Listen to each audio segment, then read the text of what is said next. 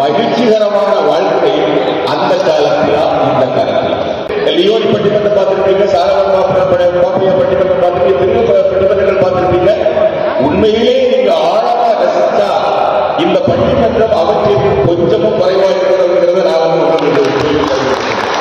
இதுல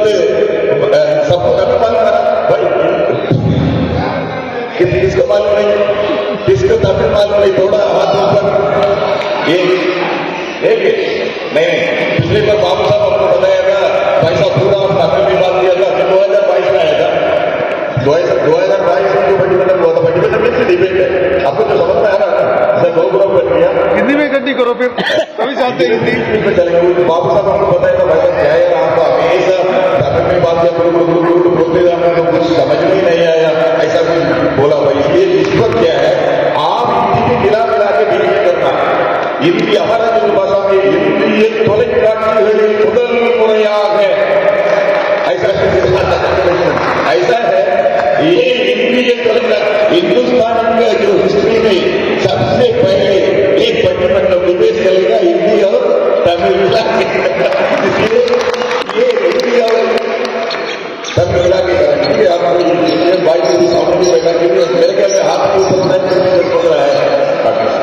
तब इसमें है क्या, जो जिंदगी में जो खुशी वाला जिंदगी पुराना जमाना में या आपका जमाना में, अभी जो आप लोग जी रहे हैं ये खुशी है, या हमारा दादा दादी नाना नानी खुशी करने में जो जिंदगी था वो खुशी वाली, ये इसका जो टॉपिक है। ठीक है भाई, समझ पा रहा ना, तब ये पुराना टाइप का भी गाना है, तो साल पहले मुझे तुमसे प्यार था, मुझे तुमसे प्यार था, आज भी है इतना बढ़िया था। ये म्यूजिक तो बराबर उसकी कोई लैंग्वेज नहीं, ये हमारा तमिल भाषा में भी है। मन्नम जन्नम मुखम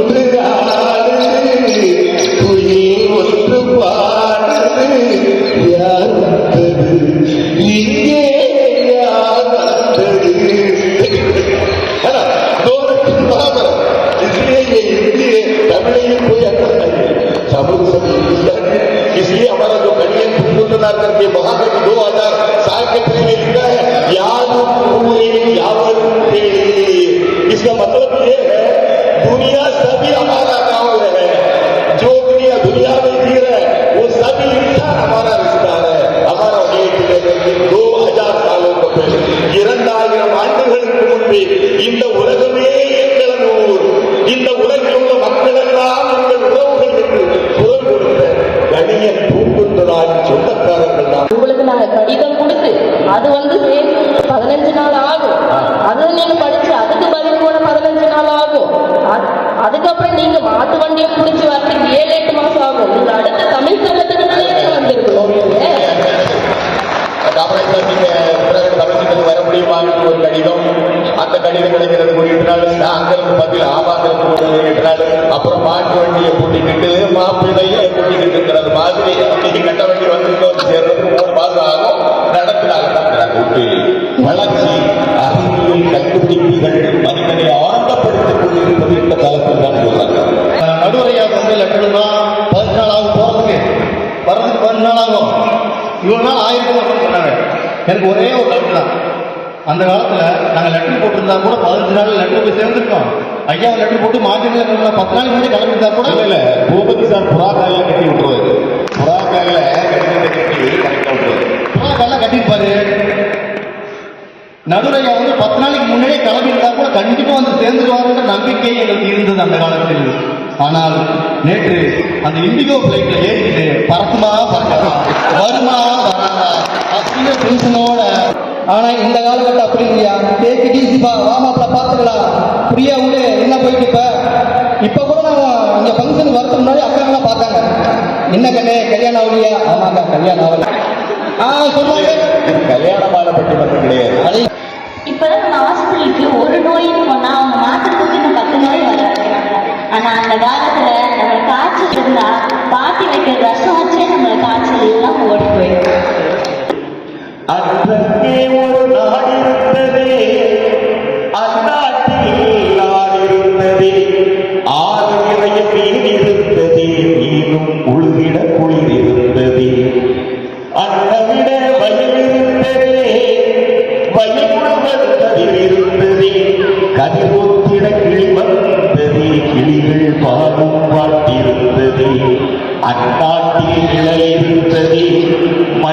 மரத்தடியில் மரமிருந்தது, மரத்தடியில் பேசி சிரித்திட நண்பர் கூட்டம் இருந்தது.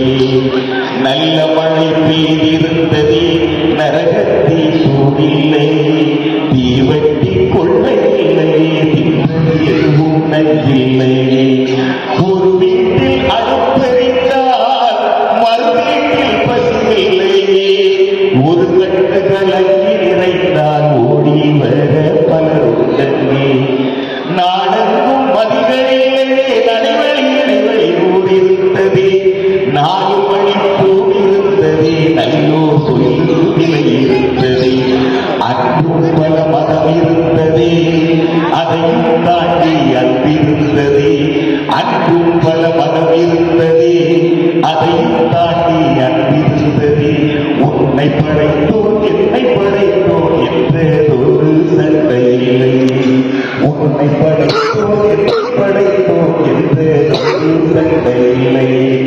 அந்நாட்டை கண்டவருண்டோ, எங்கே போனது தெளிவுண்டோ, அந்நாடு இறந்து போனதோ, அதுவரும் ஒரு கனவானதோ. அந்நாடு இறந்து போனதோ, அதுவரும் ஒரு கனவானதோ. எங்க ஊர்ல கன்னியாகுமரி தான், அதுக்கு சொன்ன ஊரு. அந்த பழக்கட்டிக்குள்ள கொஞ்சம் தயிர், அதுக்குள்ள 2 மிளகாய் அப்படி பிச்சு போட்டு, சின்ன வெங்காயம் இருக்கும், நாங்க உருளின்னு சொல்லுவோம். சின்ன வெங்காயத்தை அப்படி 2 கையெழுத்து அப்படி நசுக்கி உள்ள போட்டுட்டு, பக்கத்துல வந்து கருவாடு சுட்டு வச்சிருக்கோம். சுட்ட கருவாடு ஒரு அது தேங்காய் சிரட்டை, தேங்காய் துருவல் இருக்கும்போது சிரட்டைன்னு சொல்லுவோம். அந்த சிரட்டையில சுட்டு வைத்த கருவாடு இந்த பக்கம் பல்பக்கம் இருக்கும், இடது பக்கம் கஞ்சி, அதுக்குள்ள தயிர், அதுல 2 வெங்காயம், அதுக்குள்ள பச்சை மிளகாய். அப்படி அந்த வலது கையை எடுத்து ஒரு பிசைஞ்ச உடனே அப்படி அதை எடுத்து கொஞ்சம் சோறு, கஞ்சிக்குள்ள இருக்கக்கூடிய சோறு, இந்த பக்கம் இருக்கக்கூடிய கருவாடை எடுத்து ஒரு கை, இந்த கொஞ்சம் கஞ்சி கொஞ்சம் கருவாடு, கொஞ்சம் கஞ்சி கொஞ்சம் கருவாடு. அந்த கருவாடில் இருக்கக்கூடிய அந்த சிதில்கள் மேல இருந்து பார்த்த அந்த கருவாடு, அந்த சிதில் எல்லாம் எதுக்குள்ள ஊருக்கு தெரியுமா? கஞ்சிக்குள்ள. அப்ப அந்த கஞ்சி குடித்த அந்த சோறை தண்ண பிறகு எஞ்சி இருக்கக்கூடிய கஞ்சி தண்ணி இருக்கும். எப்படி இருக்கும்? கஞ்சி தண்ணி மேல இந்த கருவாட்டு துகள்கள் அப்படியே அது பாருங்க, எஞ்சி இருக்கக்கூடிய அந்த கருவாட்டு துகள்கள் இழந்திருக்கக்கூடிய அந்த கஞ்சியை எடுத்து ஒரு முறைக்கு குடிச்சா அந்த ஒற்றை நாள் கஞ்சியிலே அன்பர்களே நமக்கு ஒரு வயசு குடி போயிடும். 1000 கூடிக்கொண்டிருக்கிற அந்த காலத்தில், இந்த காலத்தில் உடலை நந்தவனமாக போட வேண்டிய உடம்பையே நாம் குப்பை தொட்டிகளாக பயன்படுத்திக் கொண்டிருக்கிறார். காலையில் கொஞ்சம் நூடுல்ஸ், அதுக்கு இடையில சமோசா, அதுக்கப்புறம் காபி,